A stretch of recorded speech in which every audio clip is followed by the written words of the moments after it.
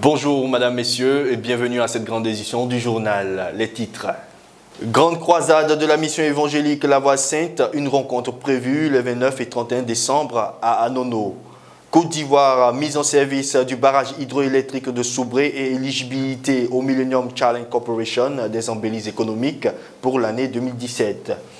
Libéria, George Weah élu président de la République, il obtient 61,5% des suffrages exprimés. Merci de nous rejoindre sur La Voie Sainte Télévision. La grande croisade de la mission évangélique La Voie Sainte aura lieu les 29 et 31 décembre 2017 à Anono, Riviera Golf, dans le district d'Abidjan. L'évangéliste Dongo Boaki et le prophète Dambélé Carnon sont les orateurs de cette croisade. De quoi sera-t-il question? Élément de réponse avec Estelle Trayo. La mission évangélique La Voie Sainte organise une grande croisade d'évangélisation les 29 et 31 décembre 2017 à Anono Carrefour Garage et au terrain Bogadoudou de la Riviera Golf. Ce programme qui enregistre la participation de plusieurs hommes de Dieu tels que l'évangéliste Dongo Boaki de la mission évangélique La Voie Sainte et le prophète Dambélé Carnon de la mission pour le salut des âmes a pour thème principal « Si donc le Fils vous a franchi, vous serez réellement libre », tiré du livre de Jean 8, verset 36. Cette croisade enregistre la participation de chantres de renom, notamment Grâce Valérie, le groupe MBN 100% Jésus, Romain le Racheté ou encore le groupe Aniel au grand complet. Le slogan de cette croisade est « En cette fin d'année, viens recevoir ta liberté en Jésus-Christ ». La mutuelle générale des fonctionnaires et agents de l'État de Côte d'Ivoire, principale mutualité sociale de couverture sanitaire au profit des fonctionnaires ivoiriens et de leurs ayants droit, a adopté ce jeudi à Abidjan un budget de 33,311 milliards de francs CFA pour l'exercice 2018. Ibo Marius. Ce budget a été approuvé par les délégués réunis en Assemblée générale ordinaire le jeudi 28 décembre 2017 à Abidjan. Un budget en hausse de 2,611 milliards de francs CFA, soit 8,5% par rapport à celui de 2017, qui s'établissait à 30,700 milliards de francs CFA. En effet, cette hausse s'explique essentiellement par l'augmentation normale prévisionnelle des cotisations des différents régimes d'assurance de la mutuelle. Également, certaines actions ont été un impact positif sur les performances de l'entreprise, notamment l'intensification de la lutte contre la fraude, la sécurisation numérique des prestations, la construction d'une délégation régionale de la mutuelle générale des fonctionnaires et agents de l'État de Côte d'Ivoire à Bouaké, ainsi que d'un service médical des fonctionnaires dans cette ville. Des prestations à hauteur de 25,713 milliards sont prévus par la mutuelle en 2018. Par ailleurs, des prévisions nécessitent une révision de l'assurance complémentaire Ivoire Santé, dont les prestations estimées à 6 milliards en 2017 sont plus élevées que les recettes qui se chiffrent à 9 milliards sur le même exercice. Aussi, la mutuelle générale des fonctionnaires et agents de l'État de Côte d'Ivoire compte à ce jour quelques 240 000 adhérents pour plus de 600 000 bénéficiaires. D'ailleurs, un réseau de soins médicaux et de partenaires agréés, dont 4 525 médecins, 718 pharmaciens, 194 polycliniques et cliniques, ainsi que des cabinets dentaires, magasins d'optique et laboratoires d'analyse médicale. La mise en service du barrage hydroélectrique de Soubré et l'éligibilité de la Côte d'Ivoire au Millennium Challenge Corporation fut aussi un fait marquant du pan de l'économie nationale de l'année finissante. L'annonce a été faite ce jeudi 28 décembre à Abidjan. On fait le point avec Freddy Soundé.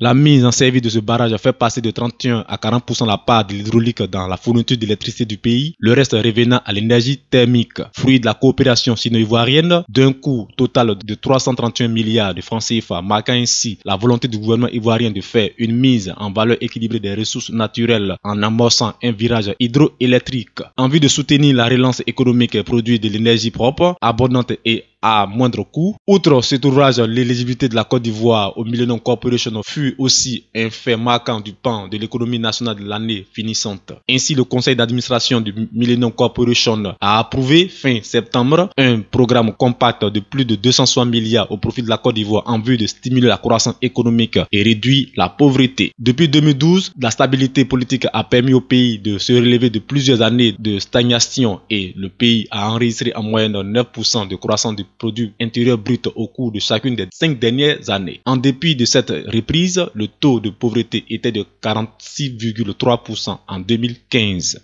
De faux billets de banque circulent de plus en plus dans la capitale économique ivoirienne. Le gouvernement saisit donc l'occasion des fêtes de fin d'année pour attirer l'attention des populations, des commerçants et autres usagers sur cette situation. Et comme mentionné à l'entame de cette édition, George Weah, l'ex-star du football, ballon d'or africain, a été élu président à la tête de la République du Libéria. Il a obtenu au terme de l'élection présidentielle du 26 décembre 61,5% des suffrages exprimés. Les partisans de l'ancienne star du football, George Weah, exultent après l'annonce de sa victoire au second tour de la présidentielle au Libéria. L'ancien attaquant de Monaco, du PSG et du Milan AC a recueilli plus de 61% des suffrages, devançant largement le vice-président Joseph Boakai, selon des résultats officiels portant sur plus de 98% des suffrages, 48 heures après la fermeture des bureaux. La participation au deuxième tour s'est élevée à 56%. Le candidat malheureux Joseph Boakai a mis en doute jeudi la transparence du scrutin, sans pour autant laisser entendre qu'il contesterait les résultats. George Weah doit prêter serment le 22 janvier, marquant ainsi la première transition démocratique depuis plus de 70 ans au Libéria. George Weah a grandi dans un bidonville de Monrovia avant de devenir le seul joueur de football africain titulaire du Ballon d'Or. Ses origines et sa réussite personnelle expliquent notamment sa popularité auprès de l'électorat, déçu par les 12 années au pouvoir d'Ellen Johnson Sirleaf, critiqué pour ne pas avoir mis fin à la corruption et à la pauvreté au Libéria. Premier joueur africain ayant obtenu le Ballon d'Or européen, George Weah a été officiellement élu à la tête de la magistrature suprême du Libéria vendredi avec 61,5% des voix. Du football à la présidence, retraçant le fabuleux parcours de Mr. George avec une série. Né le 1er octobre 1966 à Monrovia, George Weah a débuté sa carrière de footballeur dans son pays natal. Formé au Young Survivor puis à Bronx-Grange Company, il rejoint par la suite le mythique club camerounais le Tonnerre de Yaoundé. Ses prouesses ont attiré l'attention un an plus tard de Claude Leroy, alors entraîneur du Cameroun qui l'a mis en contact avec l'AS Monaco. Il était âgé de 22 ans. Sous les ordres d'Arsène Wenger à l'ASM, il parvient à décrocher la Coupe de France en 1991 face à l'OM et fut vice-champion de la Coupe des Coupes face au Werder Brême. Alliant vitesse, puissance et efficacité, Weah a séduit en marquant 66 buts mais décide de rejoindre le PSG durant l'été 1992. Avec ce club, Weah a inscrit 55 buts en 137 matchs, dont 8 buts en C1 lors de la saison 1994-1995. Mais c'est à l'AC Milan qu'il a brillé en remportant le Ballon d'Or européen et est à ce jour l'unique Africain détenteur de ce trophée. Sa fin de carrière fut marquée par ses brillants passages à Chelsea, Manchester City, Olympique de Marseille et le club saoudien d'Al Jazeera. L'histoire s'achève pour lui au football, mais continue avec son entrée en politique en 2005 où il s'est présenté à l'élection présidentielle libérienne de 2005 sous les couleurs du Congrès pour le changement démocratique. À la tête de son propre parti créé en 2004, Weah échoue avec 40,4% des voix devant l'ex-présidente Ellen Johnson Sirleaf. Bénéficiant d'une notoriété internationale et d'un charisme de leader, Weah a su jouer de cette popularité et du soutien d'ex-membres du parti de Charles Taylor pour briguer la magistrature suprême. Après avoir été ministre des Sports sous les Johnson puis sénateur de Monrovia, il est élu président de la République du Libéria le 28 décembre 2017 avec 61,5% des voix contre 38,5% pour l'ancien vice-président Joseph Boakai. Après 2 échecs consécutifs, son succès ouvre-t-il la voie de la présidence à d'autres icônes du foot comme Drogba? L'avenir nous le confirmera. Le général Constantino Chiwenga, l'un des hommes de l'armée zimbabwéenne, et l'ancien ministre Kembo Mohadi ont été nommés vice-présidents du Zimbabwe. Ils ont tous deux prêté serment ce jeudi 28 décembre 2017. Ibo Marus.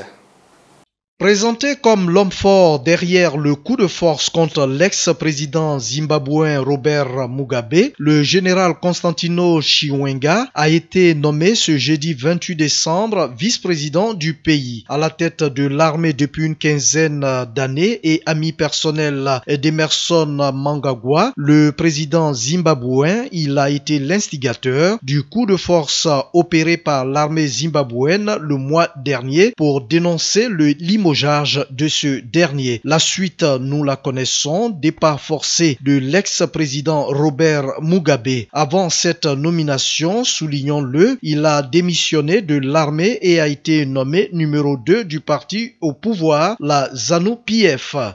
L'Ouganda, par le truchement de l'Agence française de développement, en abrégé AFD, entend prôner l'investissement dans les énergies renouvelables à travers le projet Sunref et les crédits verts à taux préférentiel. Des crédits uniquement accessibles aux projets liés au développement durable. France Conan pour le commentaire. L'Ouganda est un pays en plein développement. L'électrification et l'industrialisation sont des enjeux majeurs qui s'accompagnent du défi de la protection de l'environnement. Kampala, capitale et la plus grande ville de l'Ouganda, est une ville particulièrement polluée. Les taux de particules fines y sont supérieurs à ceux de la ville de Shanghai, selon une source de l'OMS. Des efforts sont faits par les autorités pour encourager l'utilisation des énergies renouvelables. Il faut donc pour ce faire favoriser les investissements dans les énergies vertes. C'est ce que l'Agence française de développement souhaite faire à travers le projet Sunref. Spine Spinners est une usine de textile implantée en plein cœur de Kampala. Cette manufacture a décidé de changer sa chaudière qui fonctionnait à l'énergie fossile pour passer à un système à biomasse. Sunref a un budget initial de 10 millions de dollars dont la moitié devrait être dépensée dès le premier trimestre de 2018. Une initiative intéressante financièrement dans un pays où les prêts sur plusieurs années ne sont pas encore la norme pour favoriser le développement, faire des profits raisonnables mais aussi développer l'efficacité énergétique et que les Rwandais en bénéficient. Et refermons ce journal avec cette information. Un homme a attaqué ce vendredi 29 décembre 2017 une église au sud du Caire en Égypte avant d'être abattu par des policiers. On en sait davantage avec Jean-Jacques Denis. Ce vendredi 29 décembre 2017, un assaillant a ouvert le feu à l'extérieur de l'église, blessant 5 gardes de sécurité et tenté de donner l'assaut au bâtiment avant d'être abattu par la police. C'est ce qu'ont indiqué les responsables de la police du Caire. 3 personnes au moins ont péri lors de cette attaque. Pour l'instant, on ignore à ce stade si l'assaillant compte parmi les 3 morts. Les chrétiens d'Égypte et les coptes ont été visés par plusieurs attentats sanglants cette année, la plupart revendiqués par le groupe État islamique. La minorité chrétienne d'Égypte représente 10% des 100 millions d'habitants de ce pays, majoritairement musulmans. Merci de nous avoir suivis et rendez-vous en 2018. Au revoir.